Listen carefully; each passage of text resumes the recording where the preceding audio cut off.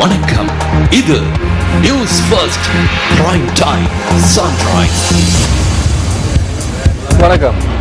சக்தி news first sunrise செய்திகளோடு நான் உங்களோடு ஐயாத்துரை கஜமுகன். முதலில் தலைப்புச் செய்திகள்.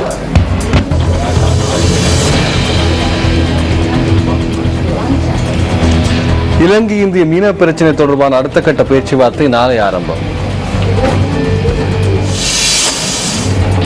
மாகாண சபை தேர்தலுக்கான தபால் மூல வாக்களிப்பிற்கான வாக்குச்சீட்டுகள் அடங்கிய பாதுகாப்பு பொதிகள் அனுப்பி வைப்பு. தேர்தல்கள் செயலகம் தெரிவிப்பு. மலேசிய விமானம் தொடர்பான மர்மம் தொடர்ந்தும் நீடிப்பு.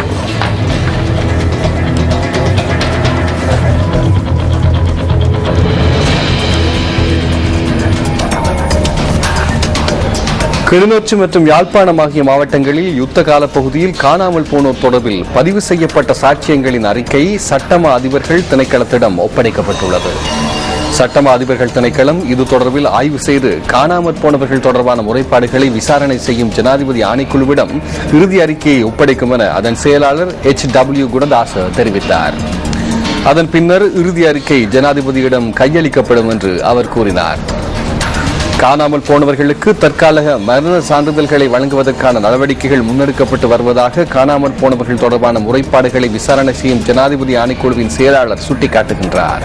அத்துடன் யுத்தத்தின் போது தமது உறவினர்கள் உயிரிழந்தமையினால் பாதிக்கப்பட்டவர்கள் எதிர்நோக்கும் பிரச்சினைகள் தொடர்பில் சம்பந்தப்பட்ட பிரிவுகளுக்கு அறிவிக்கப்பட்டுள்ளதாகவும் ஆணைக்குழுவின் செயலாளர் HW குணதாச மேலும் தெரிவித்தார்.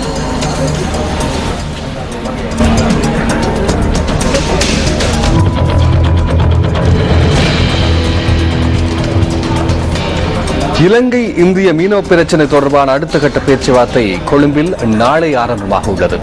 இந்த பேச்சுவார்த்தையில் பங்கேற்றுள்ள இந்திய மீனவ சங்கத்தின் பிரதிநிதிகள் 17 பேரும் 8 அதிகாரிகளும் இன்று நாட்டிற்கு வருகை தர உள்ளதாக கடற்தொழில் மற்றும் நீரியல் வள அபிவிருத்தி அமைச்சர் தெரிவித்தது. யாழ்ப்பாணம், கிளிநொச்சி, மன்னார், முல்லைத்தீவு, திருகோணமலை, புத்தளம் மற்றும் தென் மாகாணங்களை பிரதிநிதித்துவப்படுத்தி 17 இலங்கை மீனவர்களும் 8 அதிகாரிகளும் இந்த பேச்சுவார்த்தையில் கலந்து கொள்ள உள்ளனர். சென்னையில் நடைபெற்ற பேச்சுவார்த்தையின் போது எட்டப்பட்ட இணக்கப்பாட்டை இந்திய மீனவர்கள் மீறியமை தொடர்பில் இந்த பேச்சுவார்த்தையின் போது அதிக கவனம் செலுத்தப்பட்டுள்ளதாக களத்தொழில் மற்றும் நீரியல் வள அபிவிருத்தி அமைச்சு குறிப்பிடுகிறது.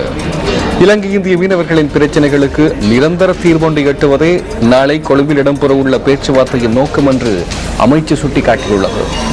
சென்னையில் இடம்பெற்ற இலங்கை இந்திய மீனவர் பேச்சுவார்த்தையில் ஏற்படுத்திக் கொள்ளப்பட்ட இணக்கப்பாடு இந்திய மீனவர்களினால் மீறப்பட்ட 8 சம்பவங்கள் பதிவாகியுள்ளன.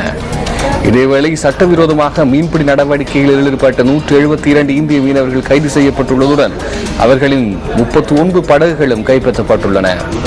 அத்துடன் 25 இந்திய மீனவர்கள் இந்தியாவில் கைது செய்யப்பட்டுள்ளதுடன் 25 மீனவ படகுகளும் கைப்பற்றப்பட்டுள்ளன.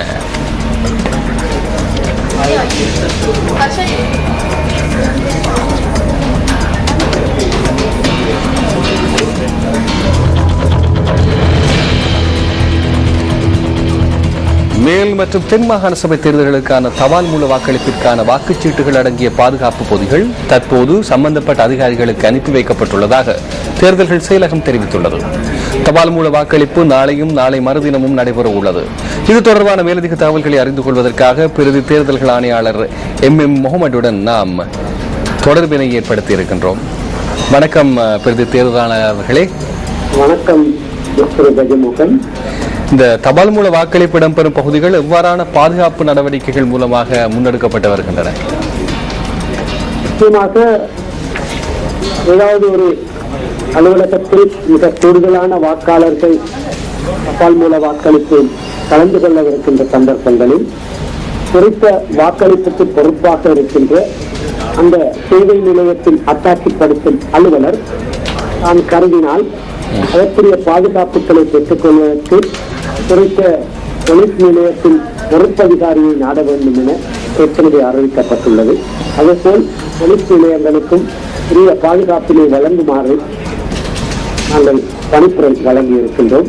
இதற்கமைய இருவரும் கலந்துரையாடி உரிய பாதுகாப்பை தீர்மானிக்க வேண்டும்.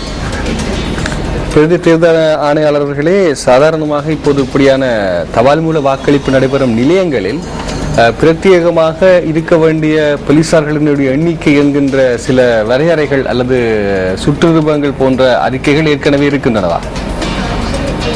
உண்மையில் தபால் மூல வாக்களிப்பு நிலையம் என்பதும் சாதாரண வாக்களிப்பு நிலையம் ஒன்றின் இயல்பினை ஒத்த ஒன்றாக கருதப்பட்டாலும் கூட ஒருவர் அல்லது 2 வாக்காளர்கள் மாத்திரம் வாக்களிக்கின்ற சந்தர்ப்பங்களில் இத்தகைய பாதுகாப்புகள் தேவைப்படுவது மிக அரிதாகவே இருக்கும். பெரும் தொகையான அளவிலே வாக்காளர்கள் ஒன்றிணைந்து ஒரே நாளில் அல்லது 2 நாட்களுக்கு வாக்களிப்பினை மேற்கொள்கின்ற பொழுதுதான் பாதுகாப்புகள் தேவைப்படுகின்றன. எனவே இதற்கான வேறு தனியான எச்சரிக்கைகளோ ஏற்பாடுகளோ இல்லாத போதிலும் கூட தேர்தல்கள் ஆணையாளரினால் விடுக்கப்பட்டுள்ள அறிவுறுத்தலுக்கமைய அத்தாட்சிப்படுத்தும் அலுவலரும் குறித்த பிரதேசத்தில் பாதுகாப்புக்கு பொறுப்பாக உள்ள பொலிஸ் நிலைய பொறுப்பதிகாரியும் இணைந்து இது பற்றிய தீர்மானத்தினை எடுத்தல் வேண்டும். நன்றி பிரதி தேர்தல் ஆணையாளர் அவர்களே, முகமது அவர்களே, நீங்கள் சிறப்பாக அந்த கண்ணோட்டத்தை எங்களுக்கு கொண்டு வந்தீர்கள். நன்றி.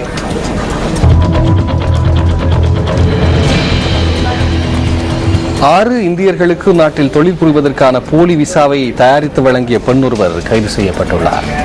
இந்த சம்பவம் தொடர்பில் குறித்த 6 இந்தியர்களும் அண்மையில் கட்டுநாயக்க விமான நிலையத்தில் வைத்து கைது செய்யப்பட்டுள்ளதாக போலீசார் தெரிவித்தனர்.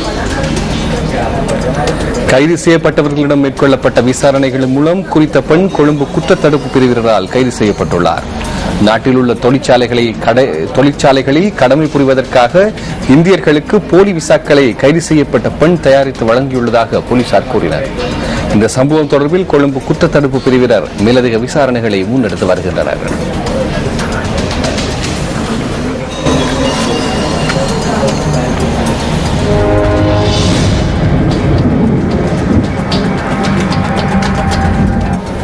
இன்றைய வானிலை தொடர்பான தகவல்களை அறிந்து கொள்வதற்காக வளிமண்டலவியல் திணைக்களத்தின் வானிலை அதிகாரி கே சூரியகுமாரனுடன் நாம் தொடர்பினை ஏற்படுத்தி இருக்கின்றோம்.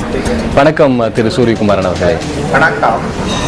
இன்று மத்திய சப்ரகமுவ மாகாணங்களின் சில பகுதிகளிலும் மேற்கு தெற்கு மாகாணத்தின் மத்திய பகுதிகள் சிலவற்றிலும் சிறிதளவான மழை பிற்பகல் அல்ல மாலை வேளைகளில் காணப்படும்.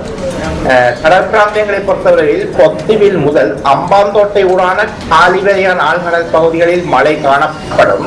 கடல் பிராந்தியங்களில் காற்றின் வேகமானது மணிக்காலத்துக்கு 30 கிலோமீட்டர் முதல் 40 கிலோமீட்டர் வரையான வேகத்தில் வடகிழக்கு திசையிலிருந்து காற்று வீசும். இந்த பொத்துவில் முதல் அம்பாந்தோட்டை ஊடான காலிவரையான ஆழ்கடல் பகுதிகளில் சில சந்தர்ப்பங்களில் காற்றின் வேகமானது மணிக்காலத்துக்கு 50 கிலோமீட்டர் வரை அதிகரித்து வீசுவதன் காரணத்தினால் இந்த பிரதேசம் சற்று கொந்தளிப்பாகவும் காணப்படும். ஸ்கைப் தொழில்நுட்பத்தினூடாக எங்களோட தொடர்பை ஏற்படுத்தியிருந்தார் திரு சூரியகுமாரன் அவர்களே. அவர்களுக்கு வந்து நன்றிகள்.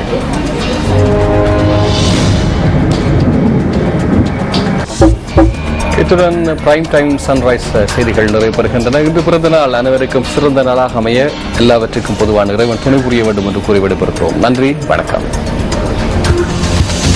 Hotline 0114-896-896 www.newsfirst.lk. Feedback at newsfirst.lk.